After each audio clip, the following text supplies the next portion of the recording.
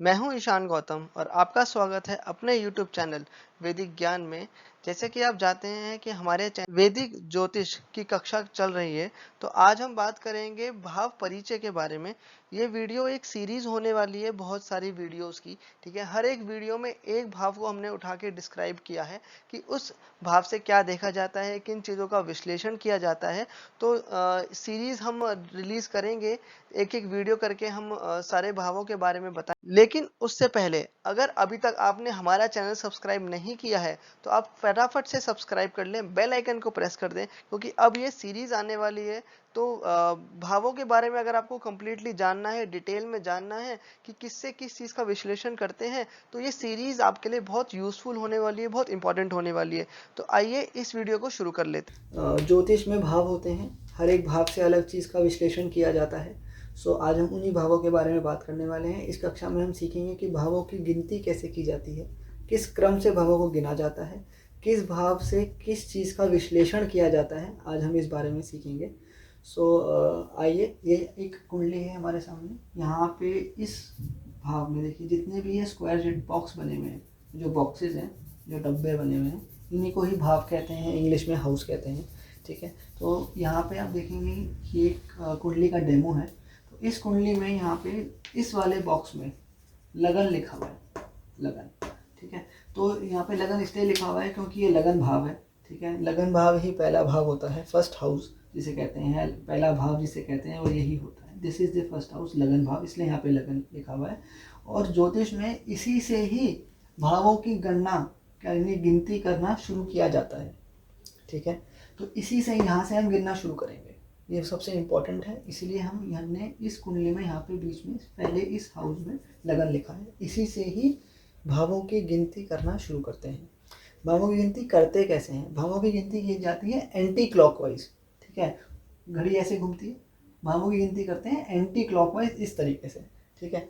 तो मैं यहाँ पे एरो बना के आपको समझाता हूँ कि कैसे भावों की गिनती की जाती है। तो ये हमारा लगन भाव है, फर्स्ट हाउस है। यहाँ से हम इधर जाएंगे, इस हाउस पे जाएंगे, इस हाउस से हम इधर आएंगे, यहाँ पे जाएंगे, इस भाव से फिर हम इधर जाएंगे, यहाँ पे आएंगे, फिर इस भाव से हम इधर जाएंगे, यहाँ पे आएंगे, और ऐसे ही अपने क्रम को आगे बढ़ाते जाएंगे, ठीक है। यहाँ पहुँचेंगे, यहाँ से हम यहाँ पे जाएंगे, यहाँ पहुँचेंगे, यहाँ पे जाएंगे, यहाँ पहुँचेंगे, फिर यहाँ से जाएंगे इस वाले भाव पे, यहाँ पहुँचेंगे, फिर यहाँ पे जाएंगे, यहाँ पे पहुँचेंगे, यहाँ जाएंगे, अंदर आखिरी भाव। तो इस तरीके से भावों की गिनती की जाती है। इसे कहते हैं एंटी क्लॉकवाइज डायरेक्शन में भावों की गिनती करना। तो पहला भाव ये पहला भाव, ठीक है। यहाँ से जाएंगे दूसरे भाव पे, ये दूसरा भाव। यहाँ से जाएंगे तीसरे भाव पे, ये तीसरा भाव। यहाँ से जाएंगे चौथे भाव पे, ये फोर्थ हाउस, चौथा भाव। उसके बाद यहाँ से जाएंगे इधर, ये हो जाएगा आपका पांचवा भाव। यहाँ से जाएंगे इधर, ये आपका हो जाएगा छठा भाव। यहाँ से जाएंगे इधर, एरो इधर है, इधर जाएंगे, ये हो जाएगा आपका सातवां भाव। यहाँ से आगे जाएंगे यहाँ पे, ये आपका हो जाएगा आठवां भाव। यहाँ से जाएंगे इधर, ये आपका नौवां भाव। यहाँ से इधर तो ये आपका 10वां भाव। यहाँ से जाएंगे इधर तो ये आपका 11वां भाव, और यहाँ से जाएंगे इधर तो ये आपका 12वां भाव। तो इस तरीके से हम भावों की गिनती की जाती है, और इसी तरीके से इनको नाम भी दिया गया है। हर कुंडली में जब आप विश्लेषण करेंगे तो ये जो भाव हैं ये कभी हिलते नहीं हैं, ये भाव ऐसे ही रहेंगे, ठीक है। यानी अगर ये लगन भाव है, पहला हाउस है, फर्स्ट हाउस है, तो ये हर कुंडली में यही फर्स्ट रहेगा। हर कुंडली में ये 10वां भाव ही रहेगा, 10वां भाव यही रहेगा, 10th हाउस यही रहेगा हर कुंडली में। हर कुंडली में 7वां भाव ये होगा, हर कुंडली में चौथा भाव ये होगा, हर कुंडली में 9वां भाव ये होगा, हर कुंडली में छठा भाव ये होगा, हर कुंडली में 12वां भाव यही होगा, ठीक है। तो इस क्रम से ही ज्योतिष में भावों की गिनती की जाती है, इसी से गिनते हैं। और देखो, अगर मान लो कोई बोले, जैसे हम दृष्टियों के बारे में आगे बात करते हैं, हाउसेस के बारे में बात करते हैं, ठीक है। तो हम बोलते हैं कि भाई कोई प्लैनेट है, मान लो कोई सूर्य ग्रह है, वो 10वें भाव में है, इसका मतलब यह है कि वो इस वाले भाव में, ठीक है।